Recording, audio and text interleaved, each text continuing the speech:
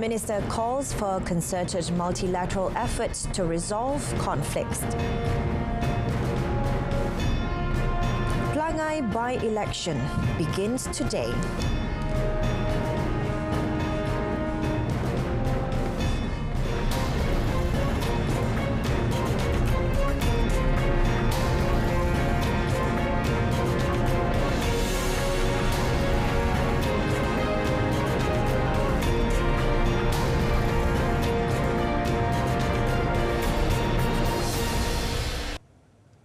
Good afternoon and salam Malaysia Madani. Thanks for joining us. I'm Renee Fong and you're watching Updates at Noon. Prime Minister Datuk Seri Anwar Ibrahim has called for a concerted multilateral effort spearheaded by the United Nations to resolve all the conflicts and humanitarian crises in the world, citing the problems in Ukraine, Palestine, Afghanistan and Myanmar as some of these.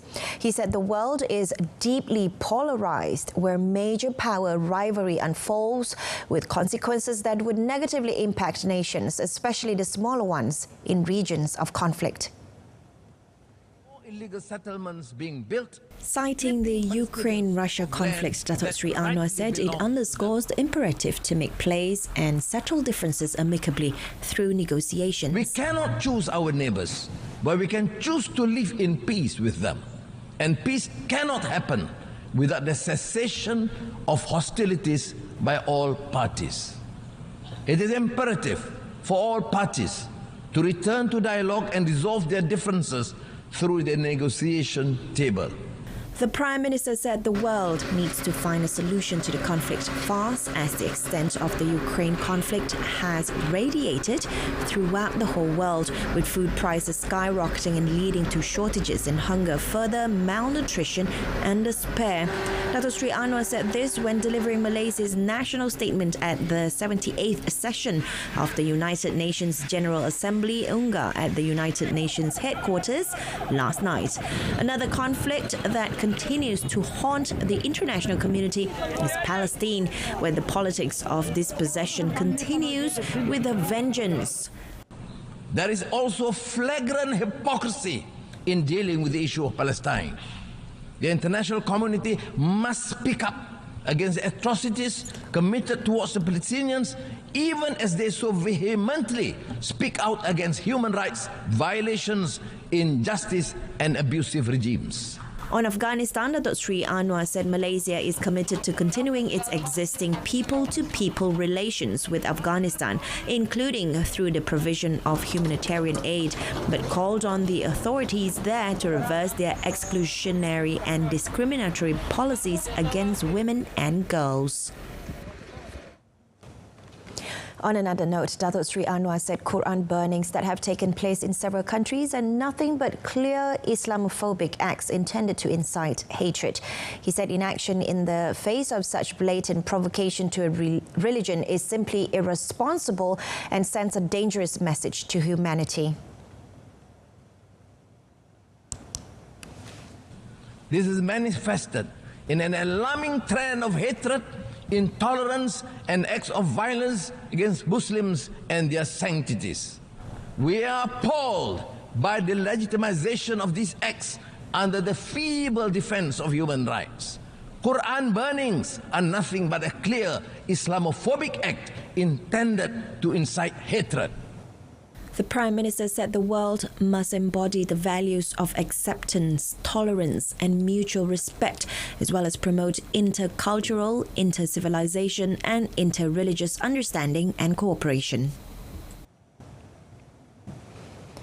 Meanwhile, Datuk Seri Anwar said a drastic systematic reform and total reset of the global institutions is crucial in addressing the wide gap between economic growth and income, which leads to continuous disparity. If this is not addressed, the world would continue to face widening inequality, setting apart nations and people. The Prime Minister stressed that the 2023 Sustainable Development Goals report has confirmed that the world are falling behind, with nearly a third of the targets either at the state of inertia or worse, regressing. We now have the super rich living side by side with the ultra poor. The contrast lies starkly in the things that matter: food on the table, shelter, access to quality education, healthcare. These factors cry out for drastic systemic reform, a total reset of global institutions that impact our lives.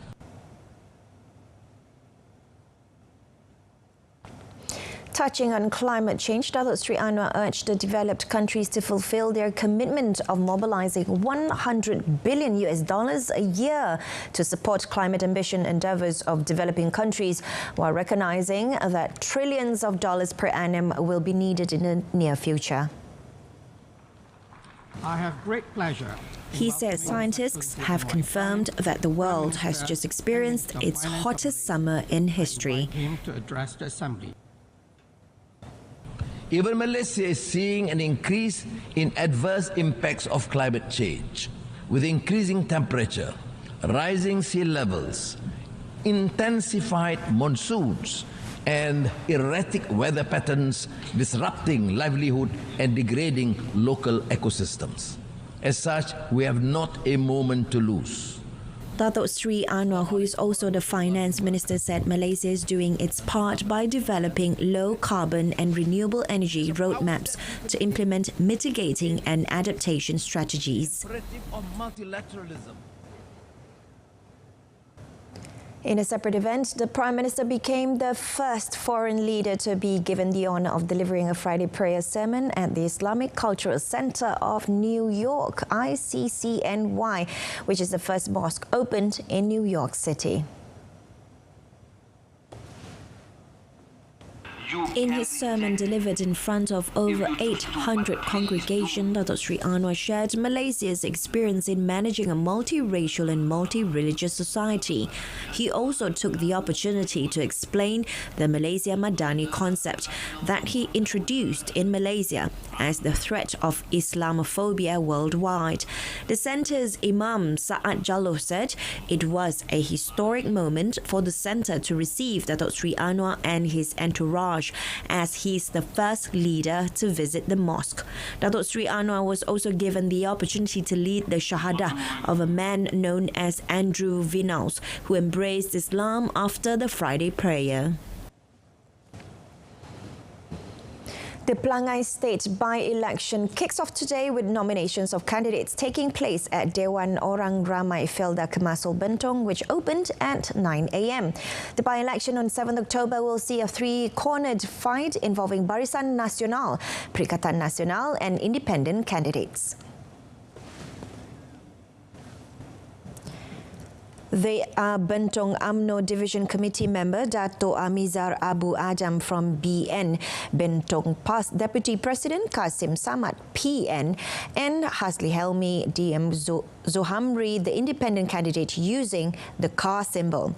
The lineup was announced by returning officer Dato' Muhammad Shahid Ismail at 10:16 a.m. BN, who has the support of Pakatan Harapan, will defend a seat it has held for 9 consecutive terms, including the 15th general election via Dato' Johari Harun. Dato' Johari was killed in an aircraft crash in Bandar Elmina Shah Alam on 17th August, paving way for the by-election. Police arrested 6 men believed to be involved in a gang robbery at an electronics factory in Jalan Lapangan Terbang, Ipoh. All suspects aged 27 to 47 were arrested in an operation dubbed Op Cargo Karsem in several locations around Ipoh, Pulau Pinang and Selangor. Ipoh District Police Chief ACP Yahaya Hassan said police received a report about the 9:15 p.m. incident on 14th September. A group of men broke into the factory area before tying up the security guard on duty and escaped with compressed metal worth about 180,000 ringgit using a 4-wheel drive vehicle. The police managed to recover the stolen metal from a house in Bercham, including the vehicle, clothes and mobile phone they used. The investigation found that the main suspect in the case worked as a security guard at the factory and opened the gate to let his accomplices enter the factory storage room. He said all suspects were remanded for 5 days, starting yesterday, to assist in the investigation under Section 395 and Section 397 of the Penal Code.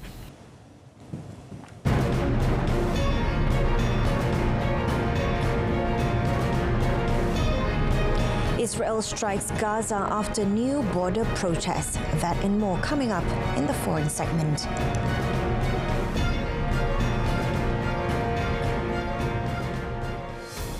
Singapore's Foreign Minister M. Vivian Balakrishnan warned the UN General Assembly about the risks posed by AI-enabled weapon systems and their impact on nuclear escalation. Balakrishnan urged the 193-member international body to start a dialogue on these risks, saying artificial intelligence will fundamentally disrupt military doctrine and strategic deterrence.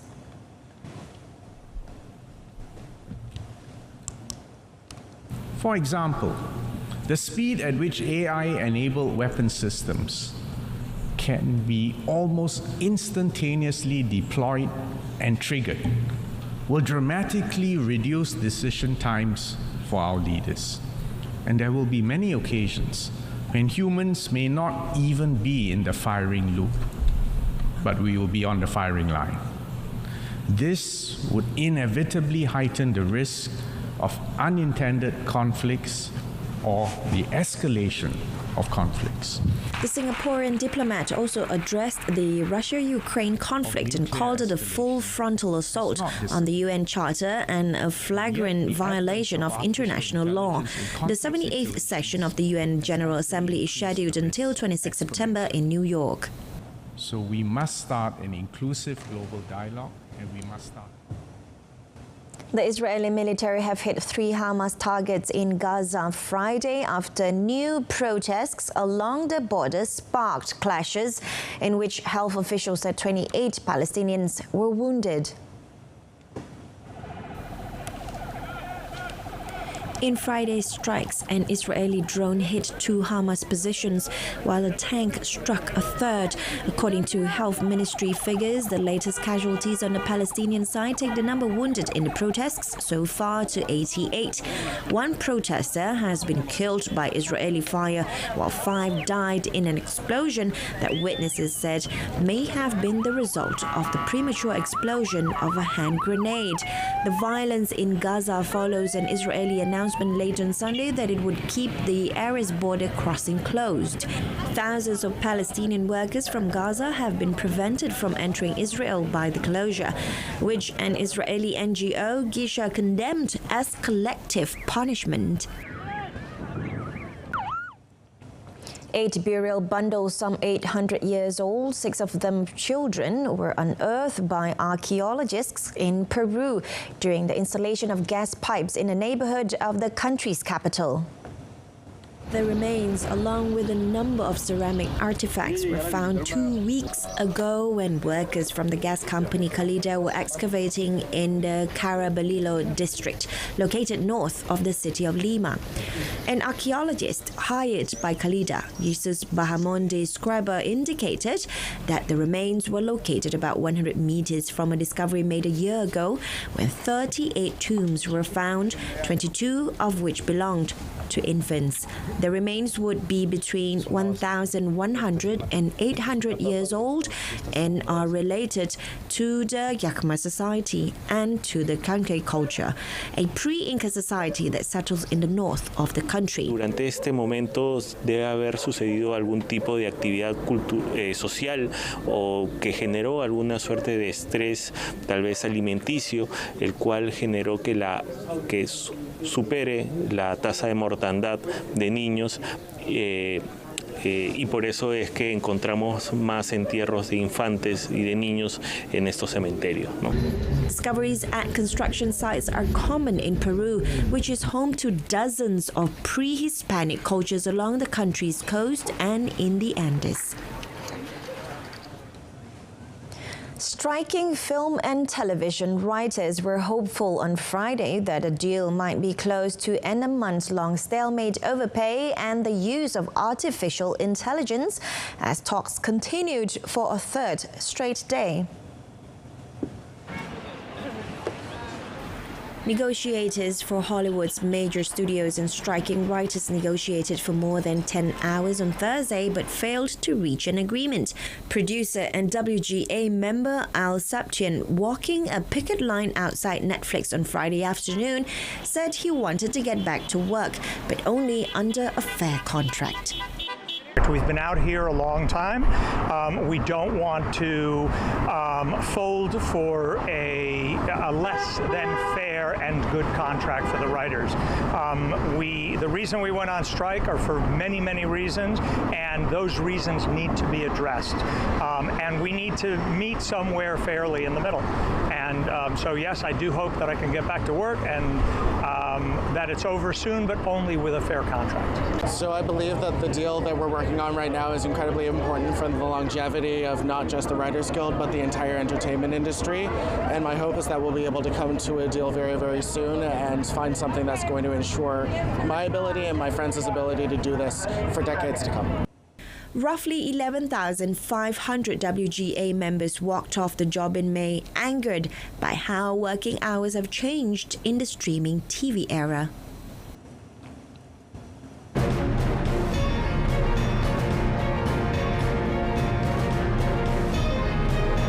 Next in sports, all 22 teams in LTDL 2023 ready to roll. Stay with us. Asia's oldest and richest bicycle tour race, Petronas Le Tour de Langkawi LTDL 2023, is set to begin today. The prestigious event is expected to bear witness to heated competition between the world's best cyclists and teams. A total of 131 riders representing 22 teams with World Team, Pro Team, Continental and National Team status was slogged out in the 27th edition, which covers a total race distance of 1,278.1 kilometers, traversing 11 states in Peninsular Malaysia. The physical and mental toughness of all cyclists will be put to the test, as LTDL 2023 starts with Stage 1 from Kerteh to Kuala Terengganu, followed by Stage 2, Kuala Terengganu to Kota Baru. This year's theme is Beat the Heat, reflecting the daunting task awaiting participants in braving the sweltering temperatures of Malaysia. The race this time around also flaunts a new feature with the latest technology involving body cameras for usage of commissaries. The initiative would help provide better analysis and insight to the cyclist's current condition at all times. In football, Cristiano Ronaldo and Talisca each scored twice, and Al Nassr held on to a 4-3 win over Al Ahly in an entertaining Saudi Pro League match in Riyadh. Al Nassr jumped out to an early lead as Ronaldo netted his first just 4 minutes in, and Talisca beat Ahly goalkeeper Edouard Mendy for a 2-0 lead after 17 minutes. Frank Kessie got one back for a Ahly 13 minutes later to cut the Al Nassr lead to 2-1 before Talisca scored his second late in first half stoppage time to restore Al Nassr's 2-goal advantage. Riyad Mahrez got Al Ahly back within one when he powered a penalty shot past Al Nassr goaltender Nawaf Al-Akidi in the 50th minute to cut the Riyadh team's lead to 3-2. Al Ahly celebrations were short as Ronaldo tallied his second of the match just 2 minutes later to give Al Nassr a 4-2 advantage that would stand until the 87th minute, when a Faraz Al-Brikan goal put Al Nassr's fifth straight win in doubt. Al Ahly nearly equalized in stoppage time, but a header from Fahad Al-Rashidi bounced off the crossbar and out. On to the English Premier League. Manchester United manager Erik ten Hag said the team is drowning out all the noise about reports of dressing room unrest as they prepare for Saturday's trip to Burnley. United are 13th in the Premier League standings after a poor start to the season, have conceded at least 3 goals in each of their last 4 matches in all competitions. Ten Hag was asked about a number of leaks coming out of the dressing room, including one report about players being unhappy with his treatment of former United goalkeeper David De Gea, but the Dutch manager wasn't fazed. So this is my 2nd year, and I know it's not always going only going up. You will have your gaps, and you get stronger from it as long as you stay together, and that's what we are doing. I think dressing room, staff, all the staff, so coaches, medical, bigger staff, everyone is united, and at United you fight. Ten Hag also confirmed United's €85 million signing. Jadon Sancho remains exiled from the first team squad over a disciplinary issue.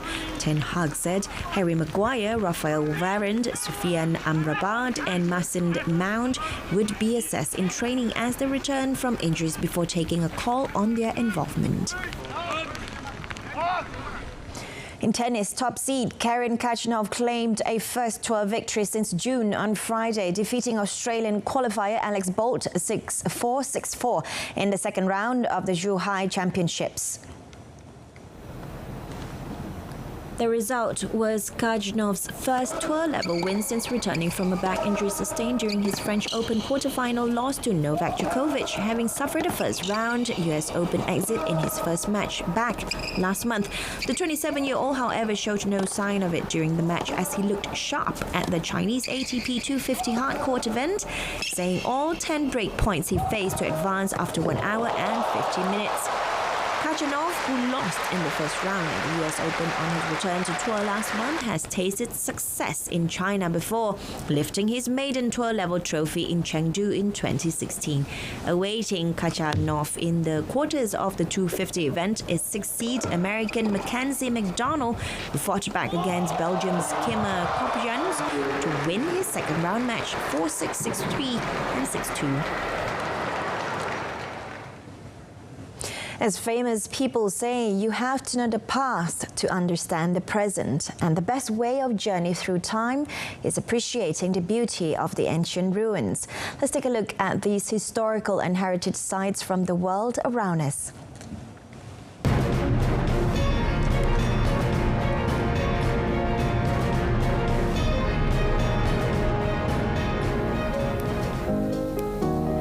UNESCO inscribes the prehistoric site of Tel al-Sultan near the Palestinian city of Jericho in the occupied West Bank on its World Heritage List. Tel al-Sultan, which predates Egypt's pyramids, is an oval-shaped tell or mound in the Jordan Valley and contains the prehistoric deposits of human activity. It is the 4th Palestinian site to be listed on UNESCO's World Heritage List, alongside the Church of the Nativity and the Old City of Hebron. تل السلطان هو في قيم استثنائية عالمية، كون أقدم المدن قاطبة. الإنسان لما فكر في البناء الحجري في بناء مدينة مسورة كانت الفكرة بتل السلطان. لما الإنسان خرج من الكهوف وفكر يعمل نظام مدني ومدينة تجمع عدد من الناس، كانت الفكرة بقصر بتل السلطان. طبعا في هذا الموقع عرف الإنسان بدايات تدجين الحيوان، بدايات الزراعة. The site has been under excavation for more than a century and is built as the oldest continuously inhabited settlement on the planet. Palestinian President Mahmoud Abbas said he considered the decision a matter of great importance and evidence of the authenticity and history of the Palestinian people. The UN Cultural Agency listed an ancient Guatemalan city first occupied as early as 800 BC as a World Heritage Site, the third site in the country to gain the recognition. Tag Alik Abaj, dated to the earliest known major Mesoamerican civilization, known as Olmec, was one of the most important economic and cultural centers in southern Guatemala during pre-Columbian times. The park is located 600 meters above sea level on the well-drained slopes of the volcanic chain that runs along the Pacific coast. Y este sitio tiene valores universales excepcionales, y dentro de estos valores universales excepcionales no podemos dejar de resaltar que es una obra del genio creativo humano, que es una obra que nos permite mostrar el testimonio único y excepcional de una tradición cultural o de una civilización desaparecida. It is also known as the City of the Light of the southern coast, and from it emerged the first rulers of the region as well as early developments in technology and astronomy, a government press release said. The Olmec Empire began to fade around 400 BC while Mayans grew in number and wrested control of trade routes. From 400 to 900 AD, the Mayans built soaring temples and elaborate palaces in Central America and southern Mexico before mysteriously abandoning their cities.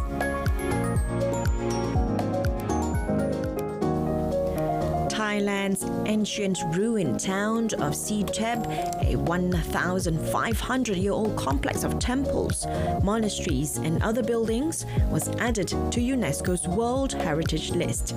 The site in Phetchabun province, some 200 kilometers north of Bangkok, is Thailand's first cultural site to be recognized by UNESCO since 1992. Archaeologists date the statues and buildings of Siteb, built by the Dvaravati civilization, to between 1,500 and 1,700 years ago. At its peak, the town was a thriving cultural and trading metropolis that celebrated Hindu and Buddhist beliefs.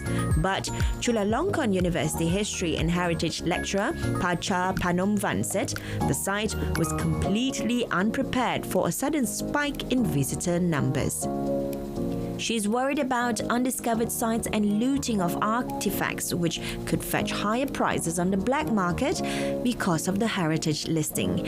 UNESCO already recognizes historic Ayutthaya and Sukhothai towns, as well as archaeological site Ban Chiang in northeastern Thailand. Thai officials hope the UNESCO listing will help attract more tourists, a vital part of the kingdom's economy, which has struggled in the pandemic's aftermath. Paraguayans set a world record with the official World Record Association by performing the bottle dance, a traditional folk dance where performers balance glass bottles on their heads.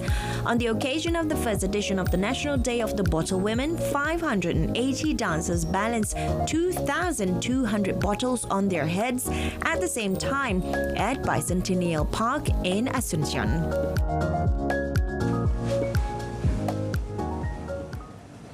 And that ends updates at noon. Wrapping up a recap of our top story, Prime Minister calls for concerted multilateral efforts to resolve conflicts. Tune in to Malaysia Tonight, coming up at 8:30 p.m. on TV1 and saluran Berita RTM. I'm Renee Fong, Malaysia Madani, tekad perpaduan penuhi harapan. Have a lovely weekend.